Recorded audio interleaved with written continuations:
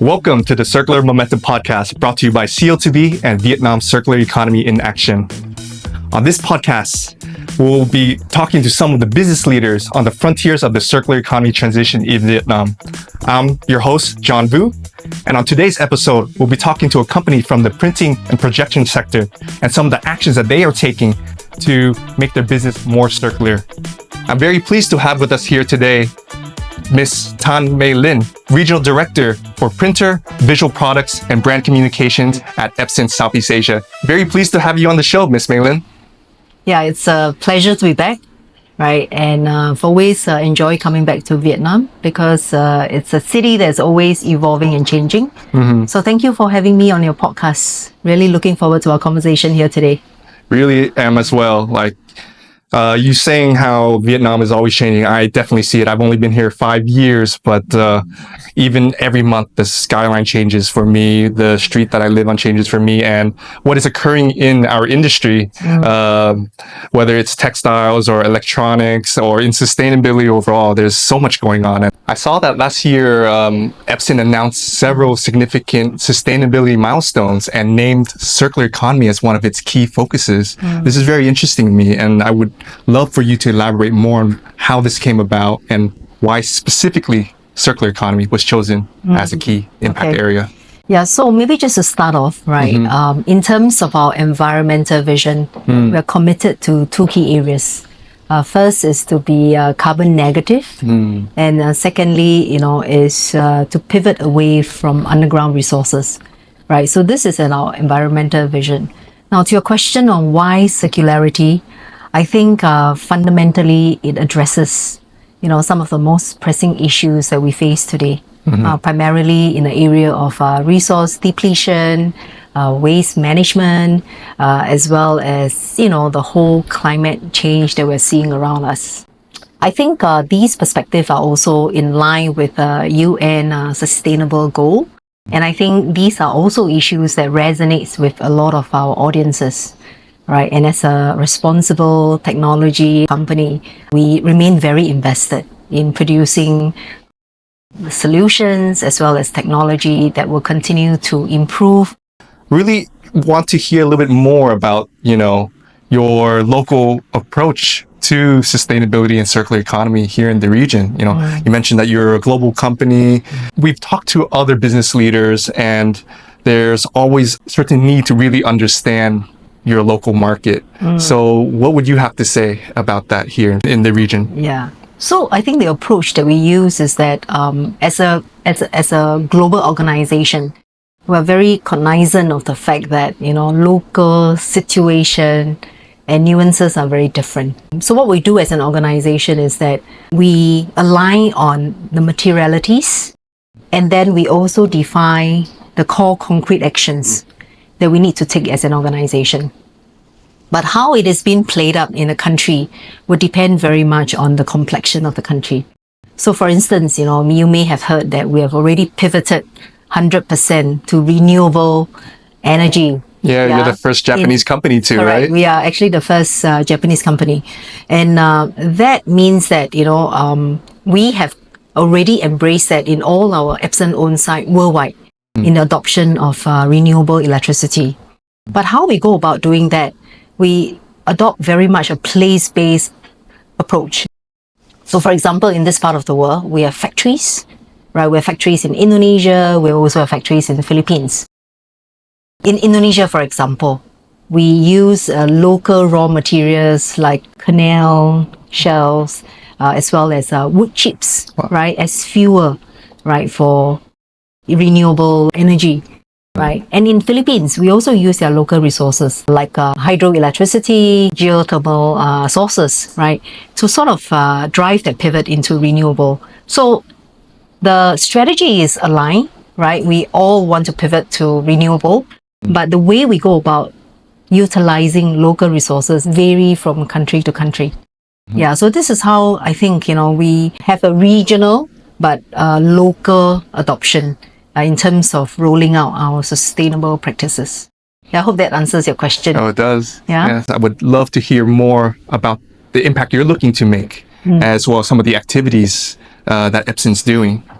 Okay, so I think for impact, right, it's very important that there should be data, right? So it's quite meaningless to talk about impact without data. So one of the initiatives that we have embarked on as an organization in this part of the world is to start collating data, right? So with all the initiatives that we have identified, we did not stop there. We have gone on further to start to collate data so that with these data points, we are able to illustrate very specifically what is the impact that we're hoping to achieve. Another example, of course, would be through our technology. For example, our EcoTank heat-free technology has actually resulted in avoided carbon emission. So to my earlier point, I think it's not just about going through the motion of doing activities, but being able to bring together data and then to show very specifically how that data has in turn impact the community and the environment is something that we are very passionate about. I saw that in your sustainability report, you mentioned about take back program. Could you expand on this part? Yes, yeah. So you know that it's inevitable that as a printing company, you do contribute to e-waste, right? And you also contribute to consumables waste. Yeah. So one of the initiatives that we are quite committed to, and which we started to roll out last year, was to push out what we call a supply or consumables take back program. So what we did was that, for example, in Singapore, we collaborated with a local NGO, Singapore Environmental Council, right, to push out collection bins in different parts of Singapore so that consumers are given the opportunity to deposit their used consumables into this collection bin. And once they are collected properly, we will then sort it out properly and then send it for proper disposal in a more sustainable fashion. So we've already done that in Singapore. We have rolled it out in parts in countries like Philippines and also in Malaysia. So hopefully we can also start doing something like this in Vietnam because I think the potential is here for Vietnam as well. Yeah. Great. I want to start and shift our conversation to the use of recycled materials. As you know, we live in a linear economy where we take materials out of the ground, we create products, and we dispose of it. And that is why we have the crisis that we are in now.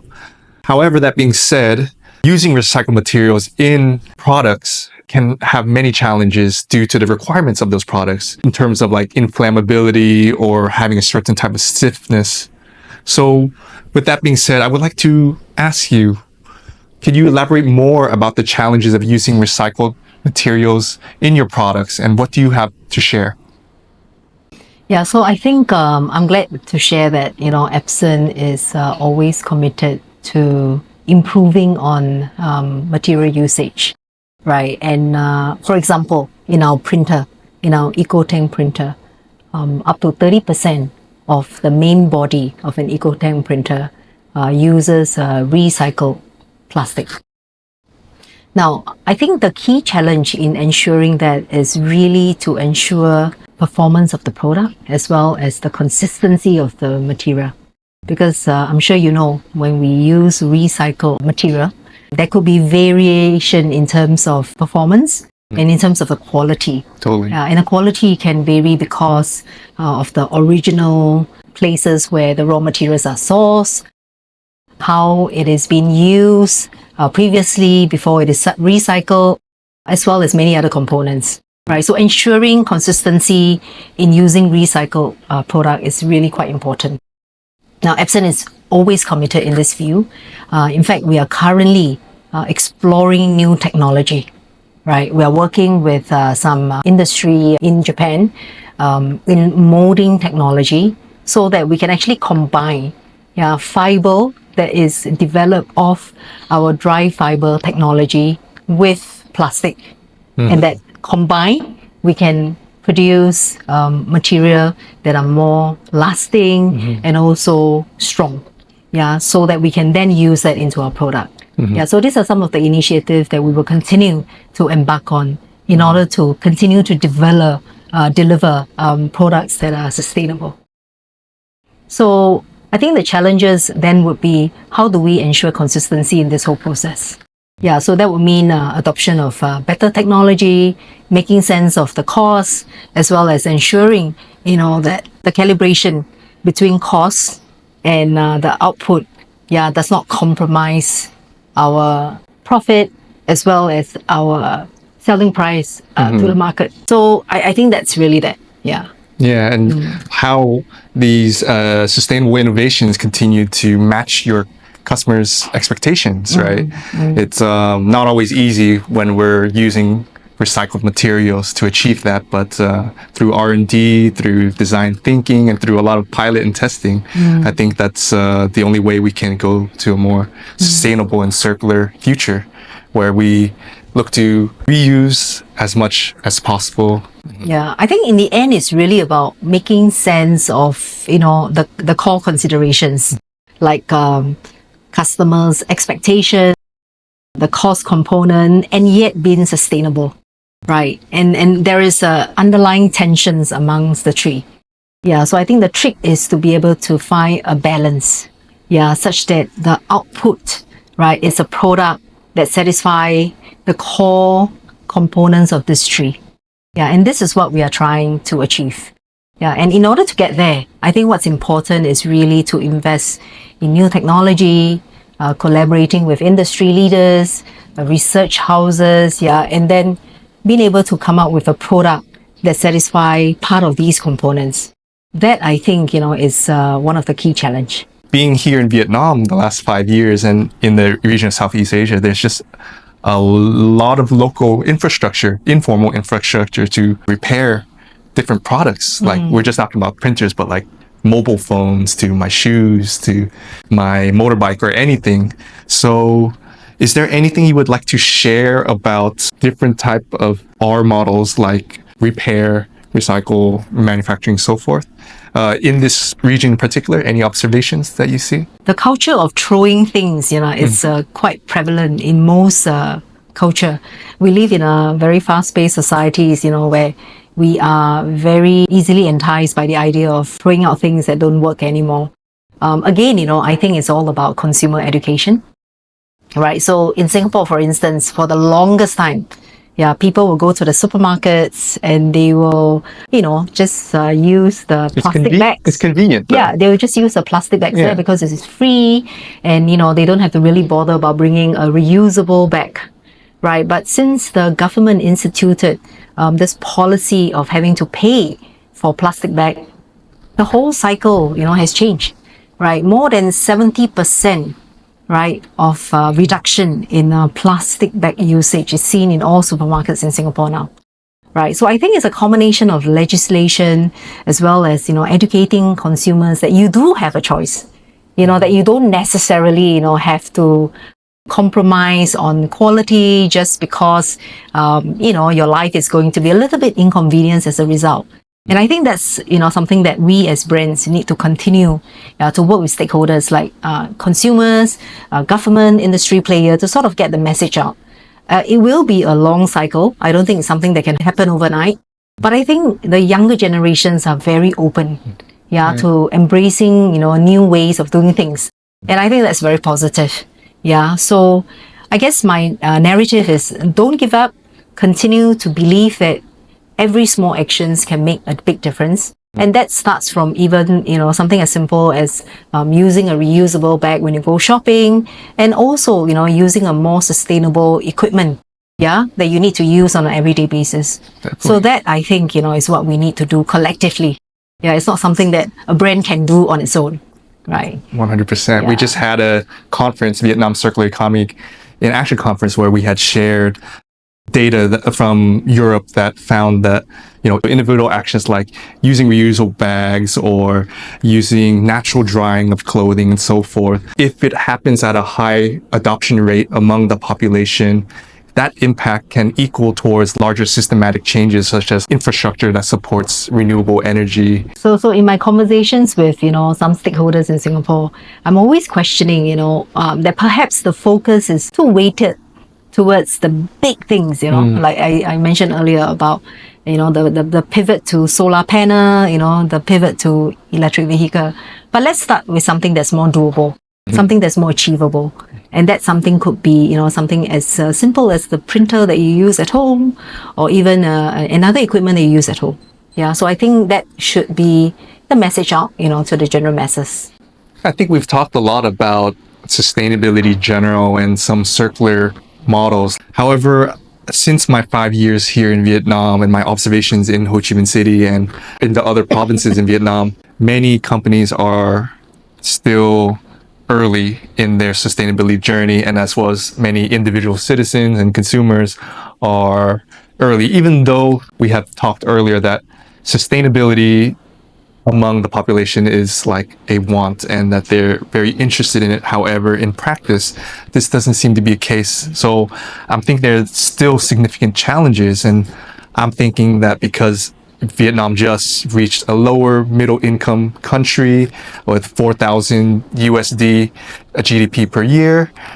What do you have to say about this? Is there any data that you would like to share or any observations that you've seen as, a company very interested in the Vietnam market? So I just want to say that, what you just described is not a phenomenon that is peculiar, to Vietnam. I think you see that being played out in many countries, around the world. Having said that, it is interesting. I think you also hear that we have just recently conducted an internal survey across 6 Southeast Asia countries. And one of the key learnings about Vietnam is that more than 70%, as I mentioned, likely or very likely to embrace sustainable technologies.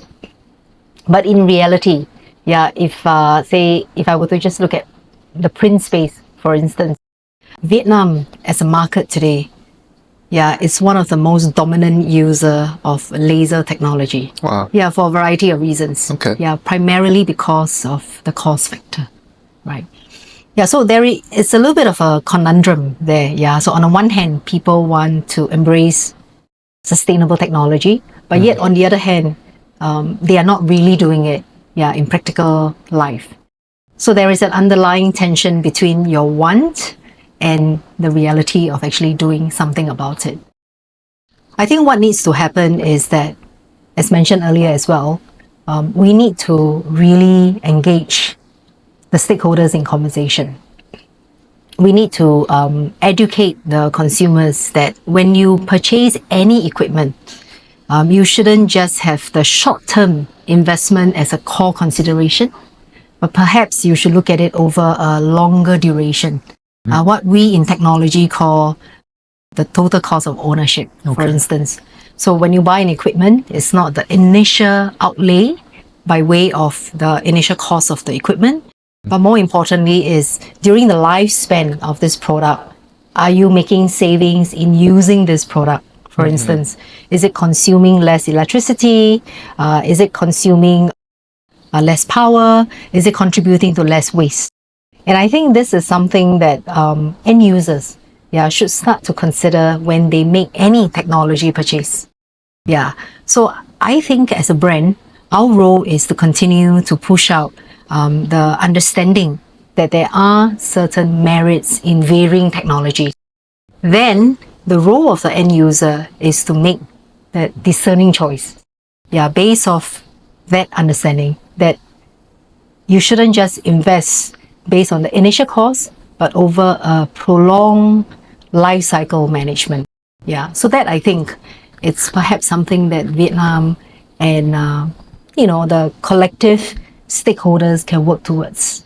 So many, like in the electronic sector, there's so many different products, so many different models, right? It seems like a lot of responsibility for us consumers to kind of understand every single aspect of it, but you're also kind of sharing right now that just embedding sustainability in throughout your product lines and just making perhaps the options or the default option sustainable will have a significant impact in lowering greenhouse gas emissions and our impact on the environment. What do you have to share more about the consumer preferences that you see in Southeast Asia versus global? I think consumers are waking up to the notion, that they do have a choice. That you can either go down the well-trodden path of using conventional technology, or you can choose to make a switch, to something that's more efficient. our job as a brand, as a manufacturer, is to educate our consumers. And I think, more need to be done in this space. So thank you very much for inviting me to this podcast. Yeah. Yeah. Hopefully from conversations like this, we can bring the message out to the general masses that you do have a choice and that there are different technologies and that you can exercise your right as a consumer to go with the technology that gives you the best benefit. Yeah. A lot of the scenarios that we're seeing being played out in this part of the world is the focus on very big ticket items. For example, like electric vehicle, solar panels, stuff like that. But if you think about it, we use printer every day, whether it be in your offices or whether it be at home.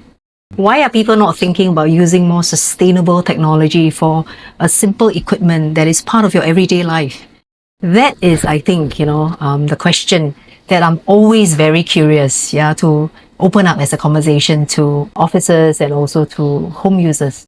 Yeah, so I think we need to do better as a brand to communicate, the benefits, but we also want to, have consumers be more aware and recognize, that they have a right, to make the correct decision. Right. So I think it's really partnering with the right stakeholders to push out the communication. A lot of consumers tend to prize convenience even over things like cost and sustainability and so forth. So is there anything you would like to share from this point? Yeah. So I think, every stakeholder, in the ecosystem needs to be invested, in this whole change process. So from a brand or manufacturer perspective, it's about the continual effort and the continual investment into technology that will make sense of producing a high performance product that also care for the environment. Yeah, that is our commitment as a brand. Now, to end users like yourself, I guess the advice is, to open yourself to the possibilities that there are options out there and that, with these options, you can then pivot and make a switch to something that's more sustainable.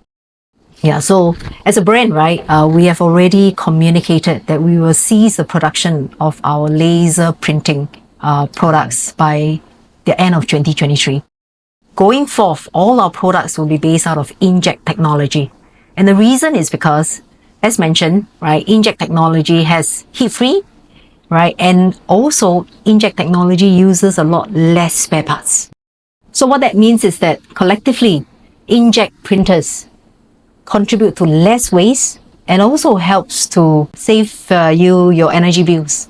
Right. So with that information, I think consumers now are better empowered to make a better decision when they purchase something as common, as a printer. Yeah, which actually, you see in everyday life. So I believe that every small change collectively can have a huge impact. And if everybody make the right decision, the impact can be quite substantive.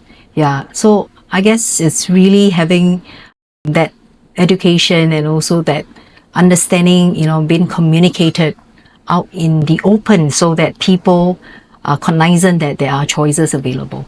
Yeah. So is there anything you would like to share about these type of models that might make it more accessible for your customers? Yeah, so I think you're right. I think we have to be able to provide more business model than just outright purchase. Not just ownership. Right? Yeah. So we are exploring other models such as on a subscription basis, as you mentioned, and also to provide print on a per copy basis. Right. So these are some of the initiatives that we're currently understudying, and we will continue to invest effort to see how we can commercialize it. Yeah. So I think you're right. Yeah, there shouldn't be just one size fit all kind of approach. There should be different approach to meet different expectations of users in the usage of technology.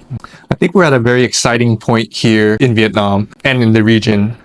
Like I already mentioned earlier that sustainability and more so circular economy is still very early in Vietnam, but we are seeing progress from companies like yourselves, from certain industries that are very active in just not talking the talk, but actually investing and creating impact. That being said, there's still some companies that are still unsure about their sustainability strategies, also very unsure about how to best integrate circular economy principles into their business. Is there anything that you would like to share about this? Yeah, so I think what's important is that organization need to first establish materiality impact. Yeah, which aspect of materiality would have the most impact for them as well as their organization and the communities that they serve. And once that's established, I think next is to ensure that there is a structured data collection process so that with these data you can measure progress and then also have the companies be accountable in terms of reporting them in a transparent fashion. Okay, so having established a structured data approach, I think what I would recommend for companies to do is really to identify what I call incremental goals instead of gunning for a quantum leap in terms of achievement of goals. So for instance, instead of going after the high risk area, for instance, perhaps it would be better for companies to identify what I call the low risk area and start to seek improvement, track progress, and report on the progress in a transparent as well as in a responsible fashion. And then once these efforts yield results, companies can then move on, to other goals.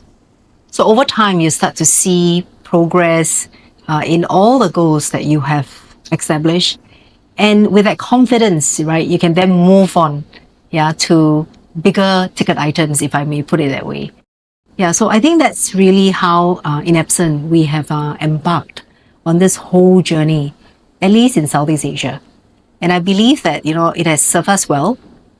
So that would be my advice, to companies who are looking to start on their journey.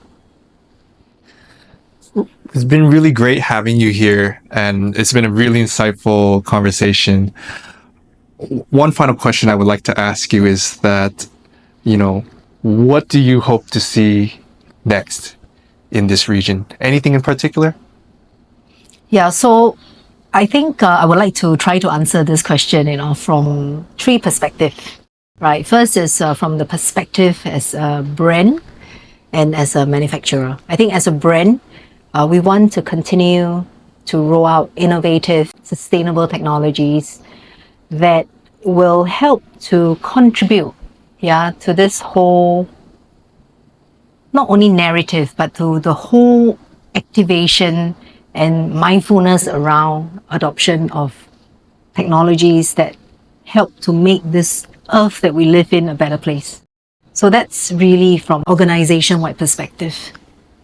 Then from Southeast Asia, on a country by country perspective, I think is to be able to establish a framework so that, between countries, best practices, in sustainable adoption can be shared and can in turn, be replicated, in easy fashion so that it is easier for adoption, right? Then finally, as a consumer, I think it's important to pivot away from unnecessary greenwashing and, to do things just because it is the hottest trending topic. I think companies need to do it simply because they believe that it will enrich the lives of the communities as well as the people in that community. Mm-hmm. Yeah, so that I think, will be how I see this whole journey being played out, from my individual perspective. It was a pleasure to have you on the podcast, Maylin. Whether individually or as businesses, it's critical for us to start taking more and more actions to move ourselves to a more sustainable and circular world. So thank you for being on the podcast. So thank you, John, for your time today. Really appreciate, and it's really a pleasure to be here today, to be part of this whole community of advocating awareness around sustainability. I hope to be invited back again. Thank you very much. Looking forward to working together